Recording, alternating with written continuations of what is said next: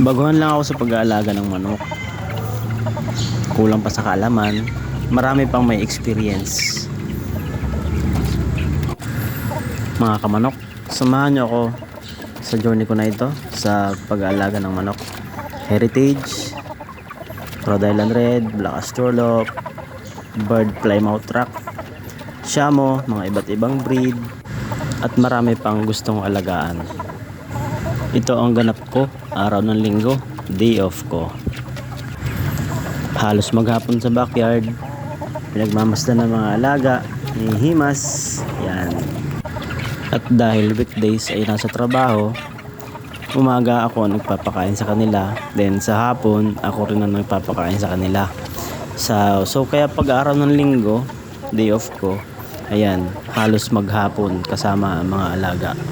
Maraming project sa backyard na gustong gawin, kaya may mga ibang gawain na tinatapos ko. So sa makatuwid hindi natatapos dahil kulang sa oras, nag-iisip pa ng iba't ibang diskarte para mas mapaganda ang aking backyard. Ang mga manok na yan ay lahok ng native, then in-upgrade ko siya sa Shamo, kaya sila ay mga Shamo native. Then ng mga bibe, pato ng kapitbahay, hindi sa akin yan, nag-uumpisa pa lang ako sa pato.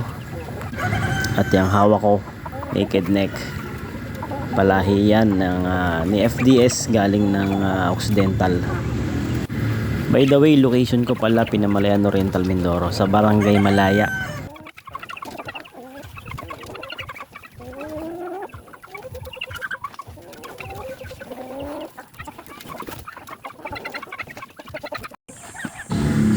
Ito naman yung mga 2 months old na Shamo native. So ito ay pang materyales. Eventually po kasi magkakaroon ako ng buyer ng mga native chicken. So para mas mabilis silang lumaki, then sa maigsim panahon mabibigat sila, mas mabilis ang production ng meat, native meat production. Yun ang plano para mas mabilis ang return. Yung mga pullet dito is pang future materials natin para sa project natin.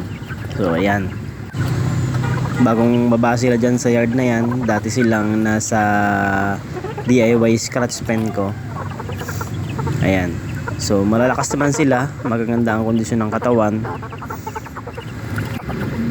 and within 3 months malapit na silang magamit as breeding material para sa ating project. Quality time ko na yan pagka hawak ko, kasama ko ang mga alaga ko.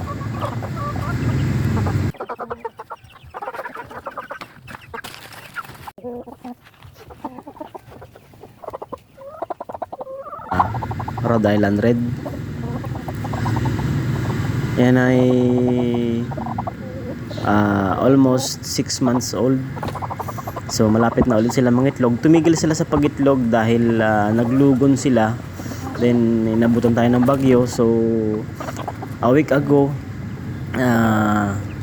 kinondisyon ko na po sila. So ayan, mapupula na ang mga muka, magaganda na ulit ang katawan, makikinis na ulit ang mga balahibo.